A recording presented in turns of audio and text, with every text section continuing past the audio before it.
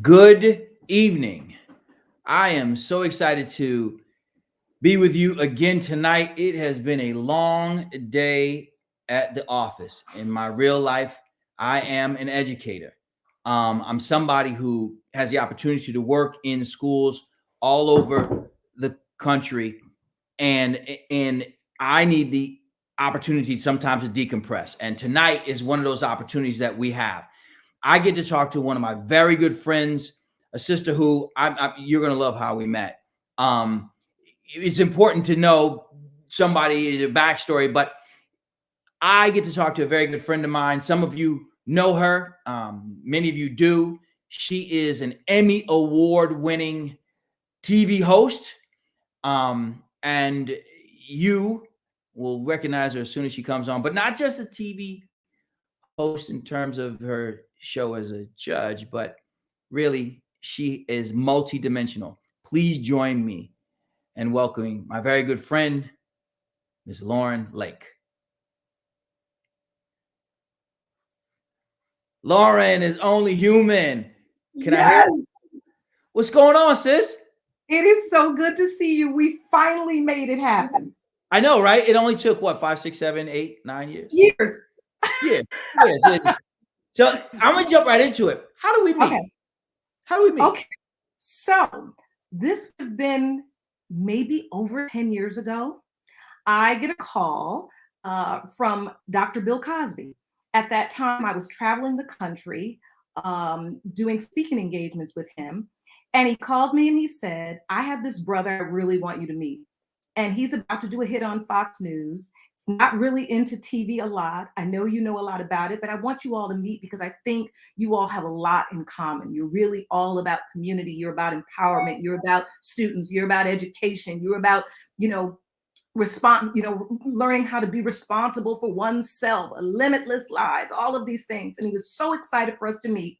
And that's how we met. We first talked on the telephone. You, of course, knocked that television hit out of the park. I don't And like then go that far. you've been on TV ever since. Okay. Well, And you, don't try to you, deny. well, again, I recognize, and I think Lauren recognizes that Dr. Cosby has had his other challenges, we'll say, to say the least. But he's the first person to put me on television. Bill Cosby is the person who put me on TV. And Lauren had traveled with him and met him. How did you meet him? Actually, I had done a piece on Fox News. That was years ago when Fox News actually would have the opposing opinion on. And Yeah, I remember? was at, remember that? Do you remember that? That'd be 20 years ago. But it was. And I was advocating for the victims of Hurricane Katrina, very fiercely. And I got a call from his publicist saying that he would be interested if I did a speaking engagement with him. I don't even remember where it was, the first one in DC. And they ended up booking me for this speaking engagement.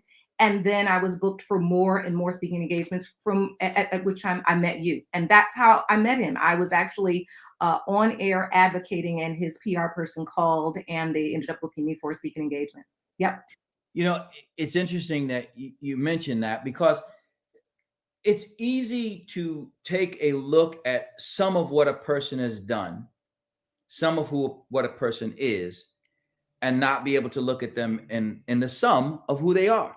How do we, in the work that we do, deal with the whole of a person in the work that we do?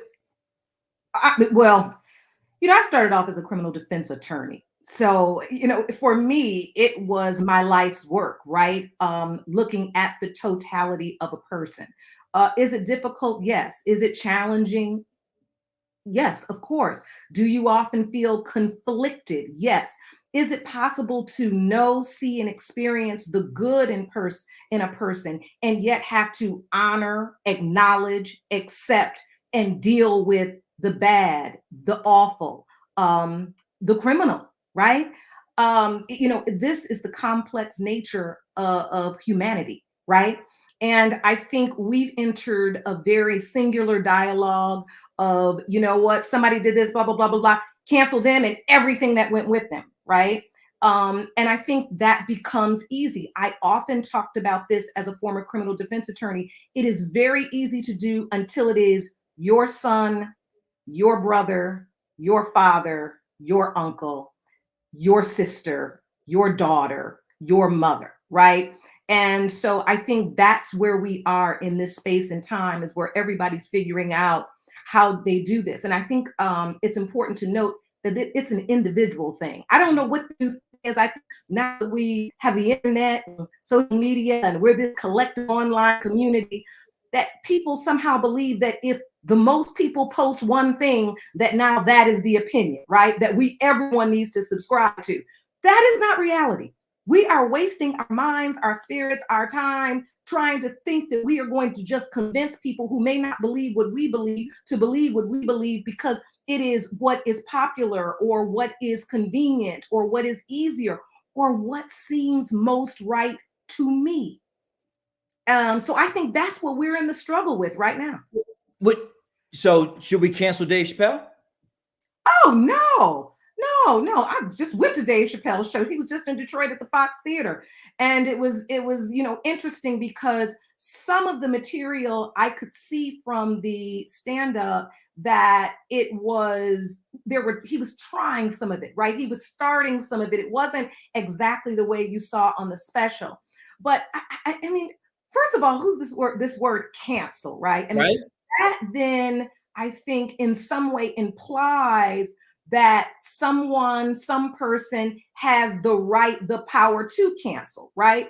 And then that also means that the canceling then is objective. So, I mean, what are we canceling? Are we canceling the person, their career? Are we canceling their families? Are we canceling their intellect, their genius? Are we canceling just their their pay, the monetary, the component of their gift? What is it that we're canceling? Now, I remember somebody writing one time something that was, of course, a little bit politically, what people would deem to be politically incorrect. And they said, and go ahead and cancel me, because the news flash is you don't have the power to cancel me. You've canceled me 10 or 15 times and I'm still here. So, I don't even enter those ridiculous conversations. One of the things I'm learning to do as a woman of a certain age, and even on this here internet, okay, that I had to get used to, is that I mind the business that pays me, right? I do Right. not have time to get on the internet and be talking about something that has absolutely nothing to do with what I believe to be relevant at that time. If we start taking comedic talents, right, and policing what they can say, or policing whatever it is they have to offer in the form of humor, what we gonna be laughing at? Because at the end of Was the he day, right? this, but isn't Was the he point? right? What'd you say? Was he right? Was Dave right? Because I absolutely understand the analogy. Yes, I think I understand the analogy Oh perfectly.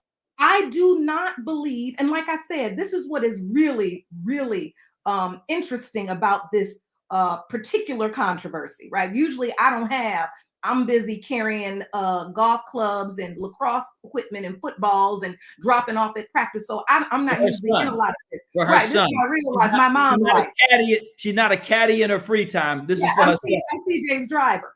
But this particular time, I'm very good friends with the comedian Donnell Rawlings. And Donnell is one of the amazing comedians who's on the Dave Chappelle tour. I was in Detroit, my hometown. They were there at the Fox Theater. Donnell and I happened to realize we were in Detroit. He's like, come to the show.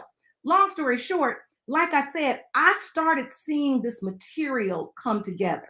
And I think I have even a larger perspective, because like I said, I saw him working through this, and it was so clear to me that this was not in any way a condemnation of the LGBTQ community. This Not was even close. not about that Not in even close. any way.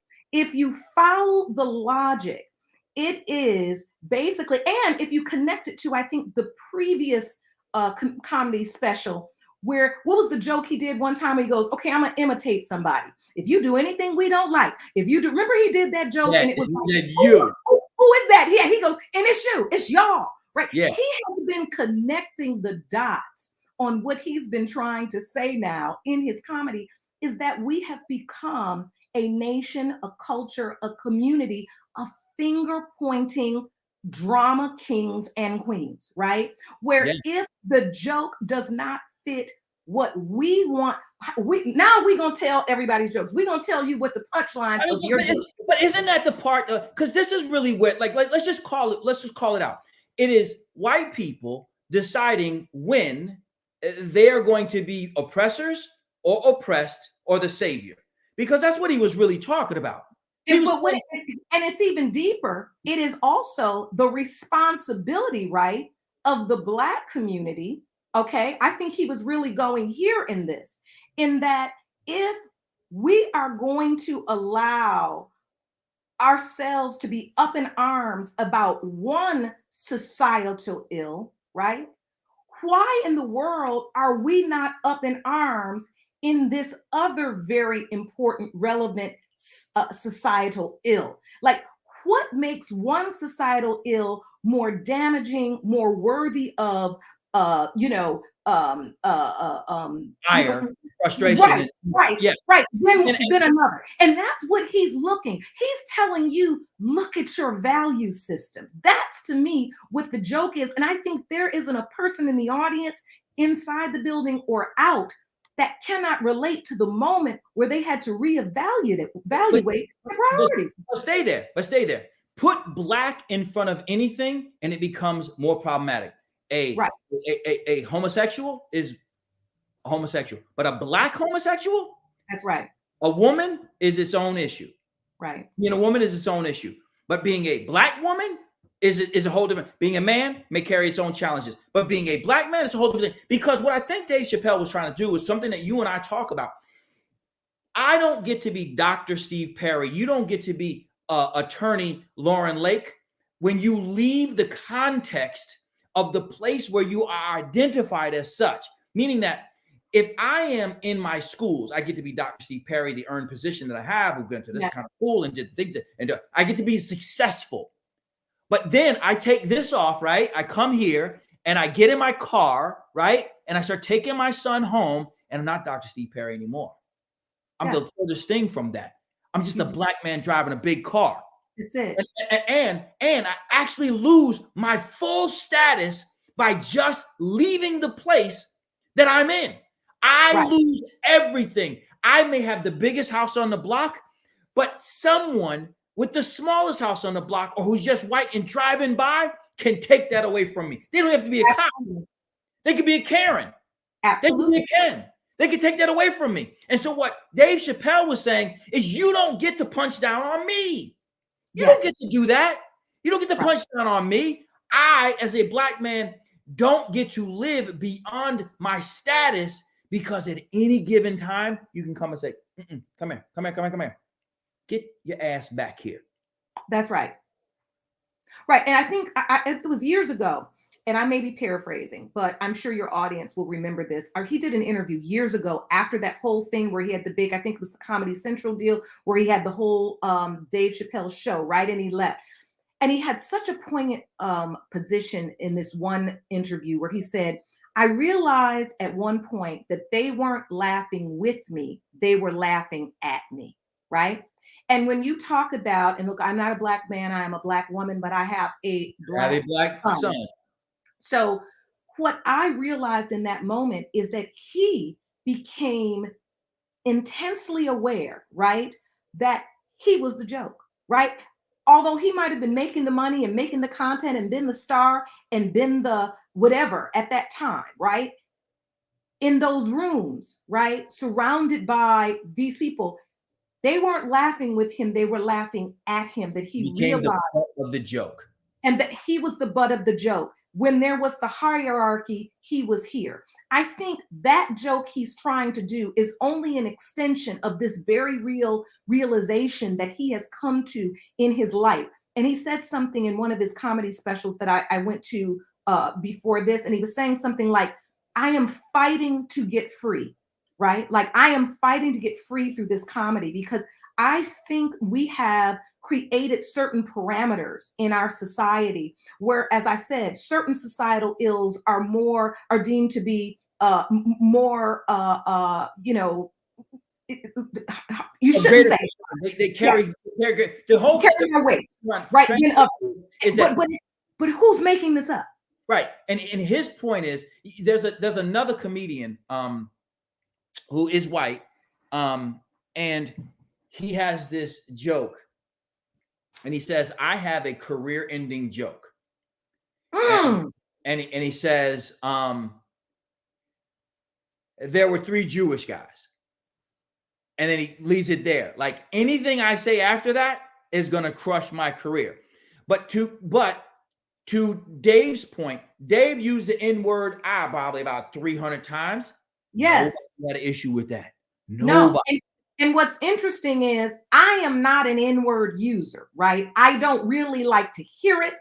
I don't, it's just not for me. I realize that people have said they've taken control of the word and they've flipped it, all this. I'm telling you my truth. My truth is it's not a word I like, I use, and I don't want to hear it. Even in comedy specials, when people are using it or people are using it, it's almost like I have an internal bleep where I'm just like, I don't hear it. I don't, I'm just trying to get through to the joke. Yep, yep, To yep. your point, that's out there front and center, No, right? that was cool. And his point about Sure. baby, his point about the baby, he's saying this brother killed someone, whether it justified or not. It had no impact on his career, but he makes an inappropriate comment about homosexuals, and now his career is supposed to be over. Tell me how because you walk this very fine line in your television show. Is it Divorce Court? No, paternity court. Paternity court. That's what I was trying. I'm blanking on it, and as I'm saying, Paternity paternity court. court. Yes. Right. Paternity But shout court. out to divorce court. It's another great, I great know. court. I do. I know. And the sister there. Yes. It's the paternity court. You have the challenge of not making that cooning. You have the challenge of trying to find a way to make that make sense for people as people. Tell me how you walk that really fine line where you see two people, in some cases of color, who find themselves in a situation where they're trying to find out who's who, whose baby this is. Talk Yes. to me about what goes through your head as you're preparing your remarks.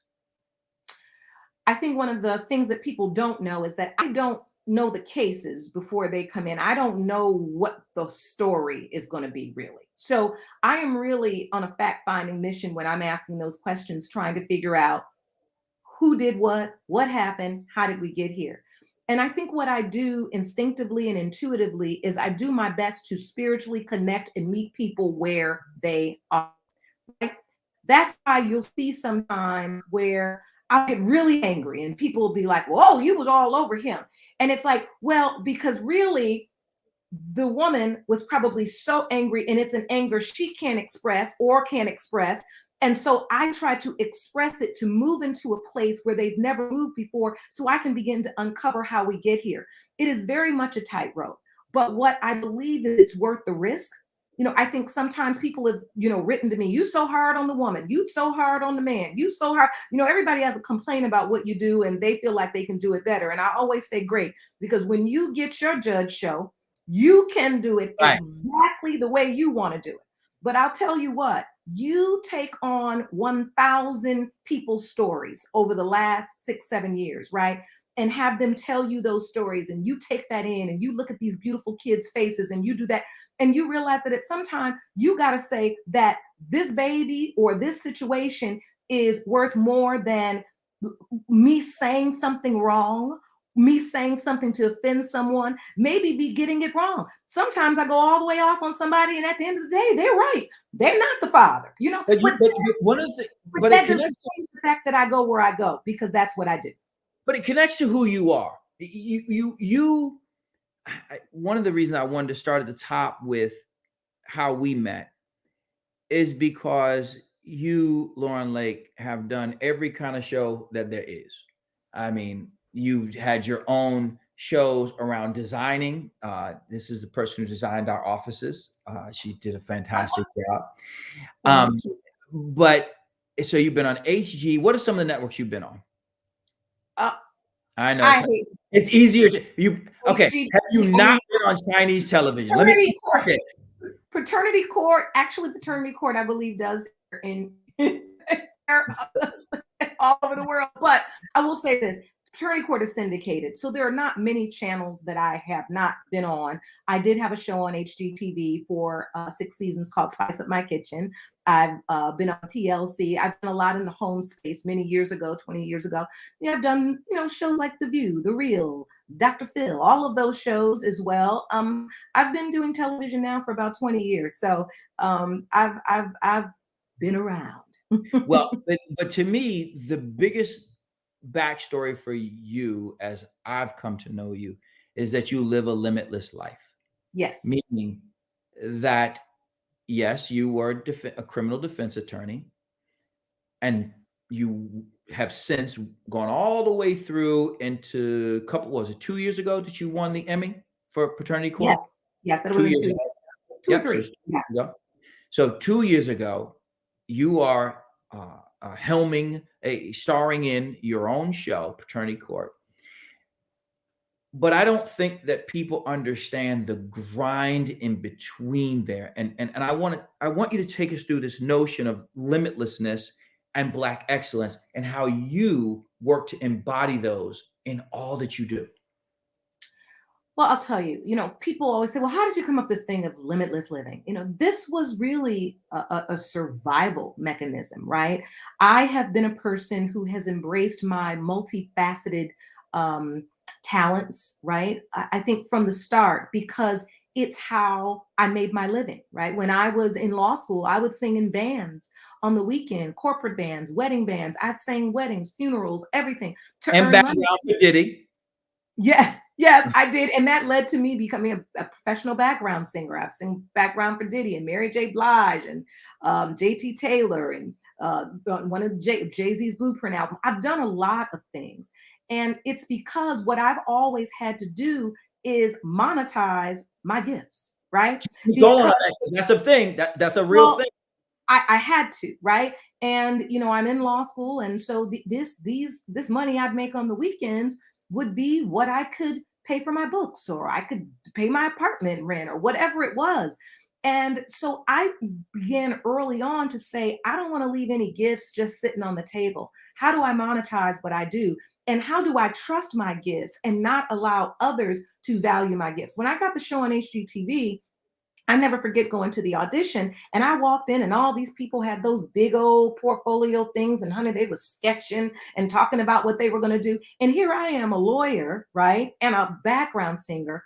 And my agent sends me here and I'm like, Say oh, that I'm about again, to embarrass please, in the myself. same sentence. Yes, I'm about to embarrass myself and my ancestors, my mother, my father. I said, oh Lord. But when I went in there and they asked me, well, how do you design? And I said, well, I see things. I see things. And they looked and I said, it's just a very organic process. I look in a room, I see things, and I see how they come together.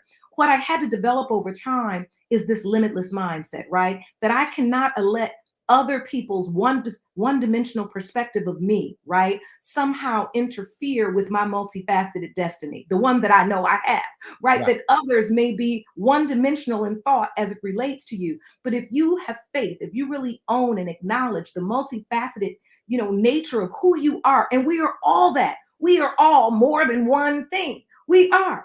And if you learn how to monetize those things, then you do what I call is living a limitless life. And that's what I do. That's why people go, well, how were you on TV and a designer? But then you're a TV judge, but then you were a background singer, but then you were this, because that's just all the things I am.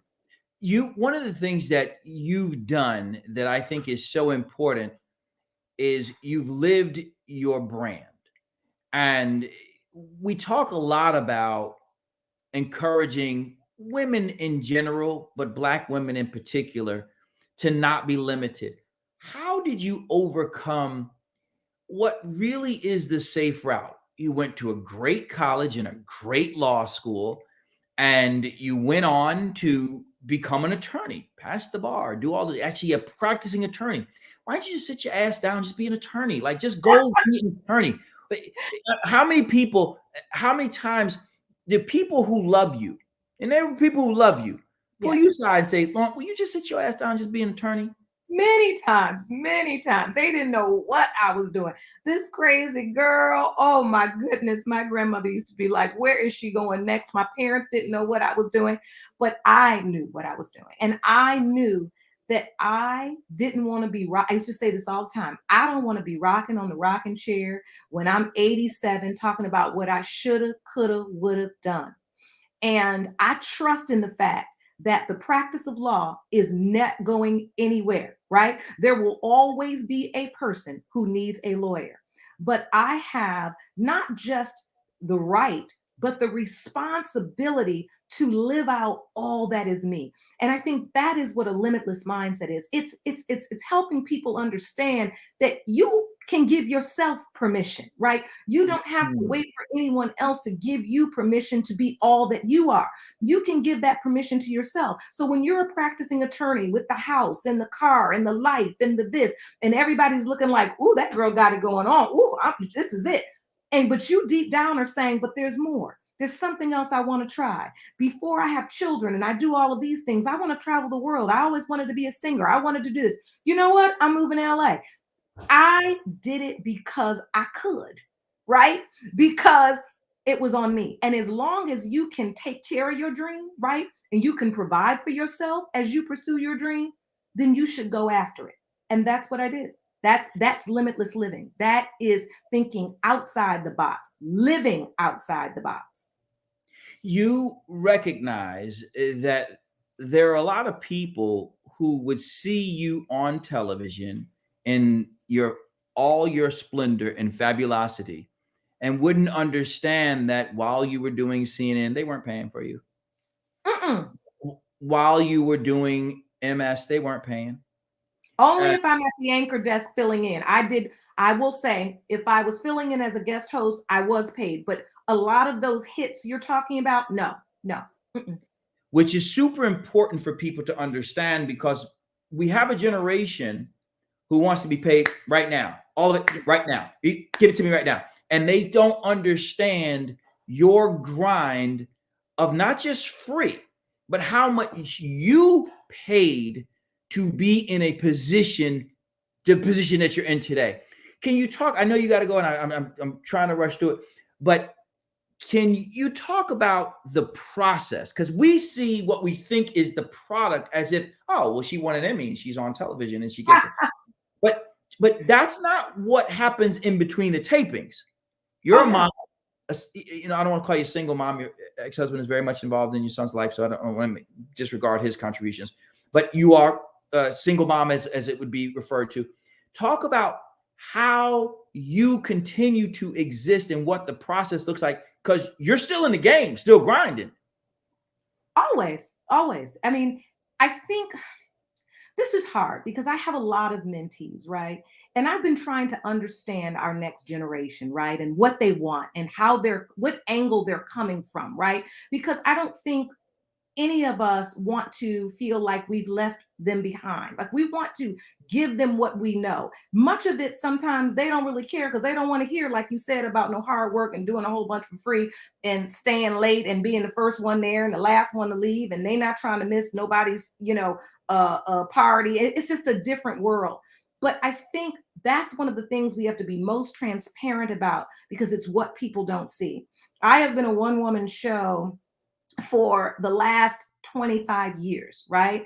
I have been the secretary, I have been the talent, I have been the lawyer, and sometimes I have been the producer.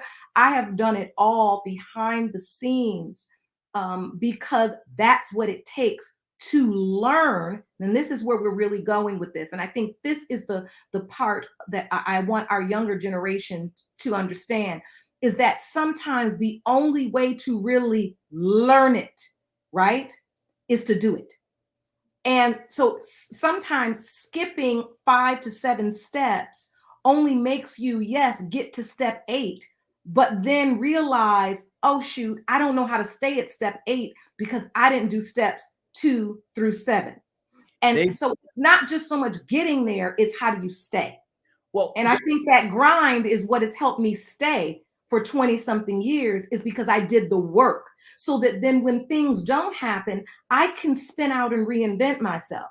I can set up a Zoom room and get to work and do this because I've done it before.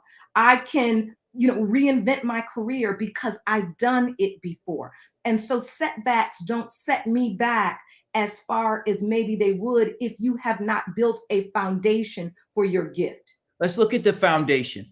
Talk about the times where someone has asked you to speak in a classroom, not a big concert hall, or someone has asked you to speak at a church or come Oh, to yeah.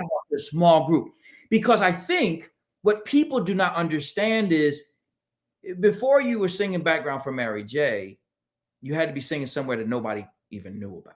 Weddings and funerals. I said that earlier. Weddings and funerals. And yeah, that's the point. But it was at those weddings and funerals where I honed those songs, so that when I did have that audition, or I was in California and I do spin around and I'm in the studio with Dr. Dre and he tells me to come to an audition, I don't have any problem stepping up to a microphone and sing, because I do it every weekend. So while the other person's nervous in the corner, I'm just like, what time we doing it? Because it's what I do. The foundation is already there. And that's no different from every single thing. I mean, I can't tell you how many assistants I've had that quit on me, right? I am demanding and I like what I like. But the wonderful thing about when they quit, it's just kind of like the page turns. Because you don't stop my show, because there's really nothing that you're doing for me that I haven't already done for myself and that I can do for myself until I find the next person. And I don't mean that that's not that they are not No, valued no, as no, an no, no. I don't want you. I don't want you to pull back off of that, because I want you to stay there, Lauren. I want you to stay there because that's a super important point. What I hear you saying, because this is, as a Black woman, I want you to stay right there. I want you to say, I've set the chairs up in the hall that I yes. booked Oh first, yes.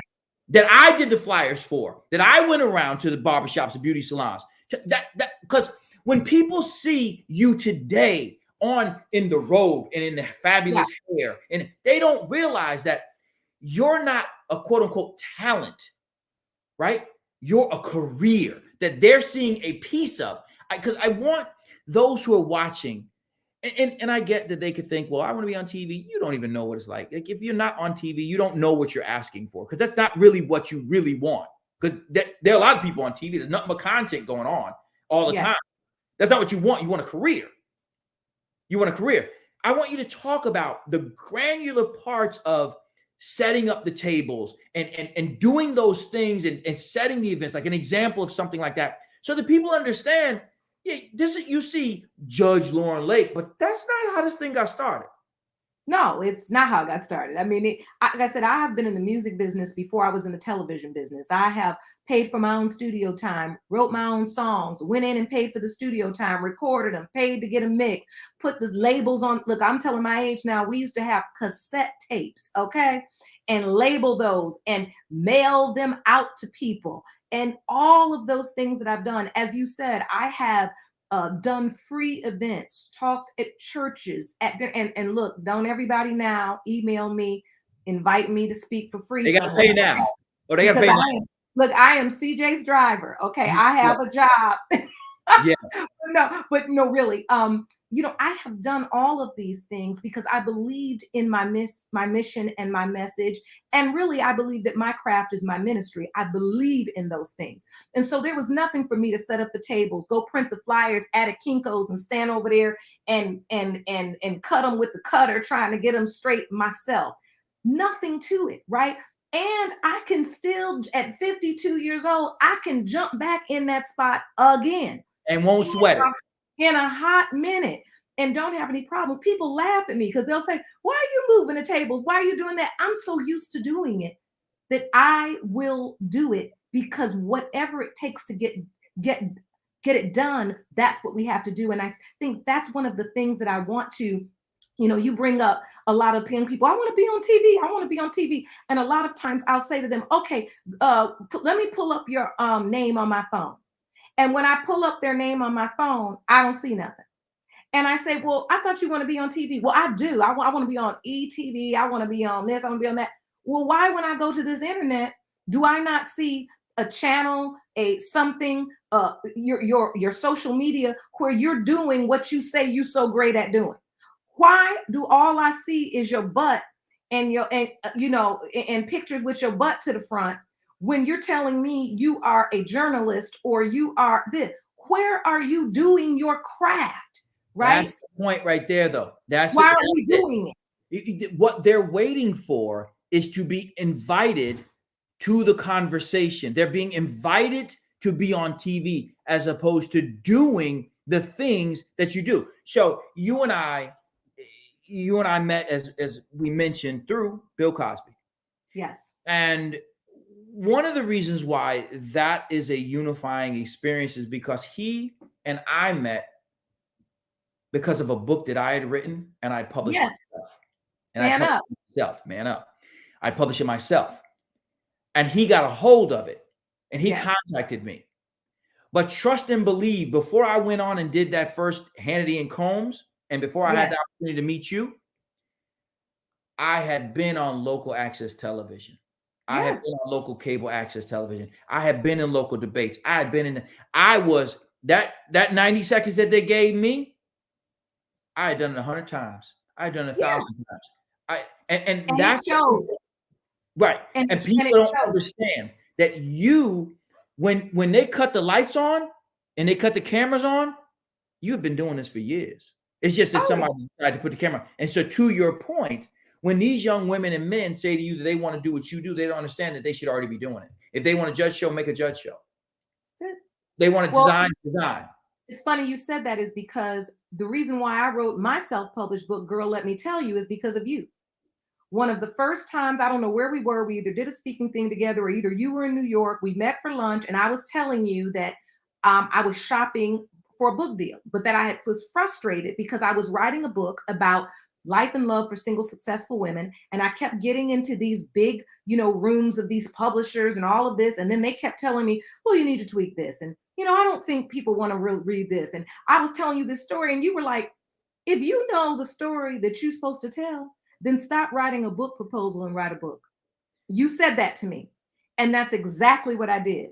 And I give that advice all the time when people say, stop proposing something that you believe to be true. And the truth is, you can be doing it and proposing it at the same time. You can be making the content and proposing it at the same time. You don't have to wait. What people don't understand is publishers, TV networks, and the like are lazy as hell. And what they really want is something that's already selling. And so, what people may not recognize is when you write a book for a mainstream publisher, Random House, whatever they are, Simon Schuster, what they want you to do is essentially write a book and tell them why this book is important, and then they will determine whether or not they buy the book from you. That's right. And you could spend years, literally, writing a book and then giving it to one, two, three, or four, five people total for free, and they can Yes. tell your book sucks.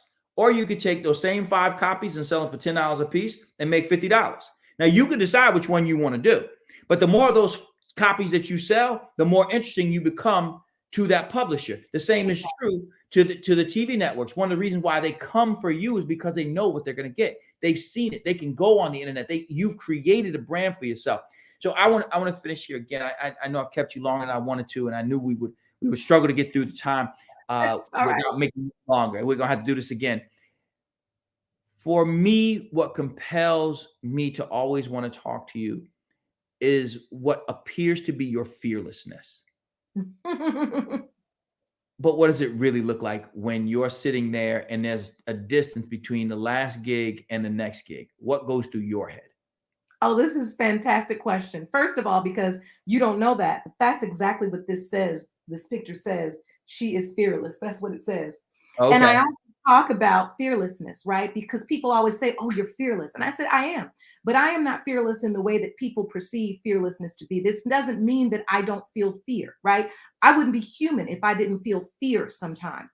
What I've learned and what fearlessness is to me is learning how to manage that fear, right? I know how to manage my fear. I know how to call fear when I know I'm feeling it. And what I do is begin to get to not just thinking, but to acting, right? I think the process of doing And the process of becoming, the process of evolving is one of the quickest ways to teach yourself how to manage your fear, almost like riding a bike. You can stand next to a bike all you want, and you can say, I know if I get on it and balance myself, I can go. That does not mean that when you get on, you'll be able to do it until you learn what that is in real time. And I think managing fear and knowing how to move through it is one of the things that I have just finally managed to master in my own life. So, oh, there goes an earring. Oh, well. So when I get done with feeling what I feel and saying, you know what? I feel fear. This is what it is. Now, what do I do? You know what I do? I say, write it down. My mother used to teach you pros, cons. Where are you at with this on paper? What can you do now to check off some of these boxes? Go out and do. Go out and check this off the box. And that's what I do. It's a real thing. It happens. I mean, paternity court, I will be moving on to another court show, starting it, We the People. This has been definitely a transition time where I've gotten quiet. I think that's another thing is don't feel like, I feel like today nowadays everybody feels like when you feel something you got to tell it to everybody in real time. Good morning everybody, today I feel like this. Like, I don't have to tell you what I feel like today. Now I might tell you 2 months from now what I felt like 2 months ago after I process it and wonder whether or not it is valuable information or information I want to share. But sometimes you got to get quiet, and I don't have any problems. I wasn't on social media and wasn't around nobody, talking to nobody for the whole summer because I was like, I need to reset. And I did that without fear, right? That, ooh, if I'm not on the internet, they're going to forget me. I'm going to get canceled. They're going to just move on without me. No, because no one can do me like I do me. And I think once people understand that about their gifts, no one can do your gift like you do your gift. Nobody. I don't care what they do. They can take the recipe. The sauce will not be exactly the same unless you're in it. Once you rest in that, then you can get through the fear of what it looks like in the empty space. You can get through that fear of the meantime. Lauren Lake, amazing as always, Mhm. living limitlessly. I want to thank you again. I want to congratulate you again for your Thank you. Emmy, Thank which is you. not a small thing by any stretch. And I don't know why the Emmy isn't somewhere in the. I'm not in your I knew you design. were gonna say that. It's right there, but I don't always have. I ain't gotta have it in every shot. This earring is getting my last nerve. I'm about to I take off got this. you. This is good. This There is we good. go. This is Now good. the Um, earrings coming off. you do. That's It's the getting real OCD. now. That's the OCD. I took my earrings off. Now we gonna really get into it. No, but I thank you. No, it's not in every shot. I do have it in this space, but it's not in this shot. And I thank you for that. And congrats to you, my dear friend. We are friends for real. We talk outside of this podcast. So I'm so proud of all that you do and the way in which you create, right? Safe and brave spaces for our young people to live their limitless lives, right? And learn what that means. And so, yeah, I thank you as well. Well, I will say to you, and I think it's worth noting that when I came by that first time, I was like, this house is dope. You had to see this condo. I was like, this doesn't even look real. This is unbelievable. People live here. So it is you both living a limitless life in your person and in your space. And for me, what's super important is that people see you as the woman that you are, who is unafraid, completely Thank, unafraid, but most important, understands how to manage that fear. So thank you so much, thank Judge you. Lauren Lake, with our new show coming up called Yes. We the People. Can't wait Yes. to see it. Can't wait to see it. I'm sure it's gonna be fireworks from the word go. Thank you. Yes. Yes. You know how we do. I am familiar with it. I'm familiar with it. Thank you so much. All Thank right. you. Thank you so much, Thank Lauren you Lake. so much. And folks, I want to take a second to remind you that the limits that we often encounter are not those that are imposed by those outside of us, is by ourselves. We're the ones who limit our ability. The story of Lauren Lake is one of a woman who is gifted, obviously, But I have to submit to you that we are all gifted, obviously. The problem is that too few of us have the courage to chase our gifts and allow them to do what it is that they must for us. Lauren is an example of a person who has decided not to allow what people think of her determine who she is. The point of no dumb questions is to push you to think differently about yourself and the world within which we live. The predictability of your opponent makes them beatable. I don't want you to be beatable. I want you to be limitless, as our friend Lauren Lake is.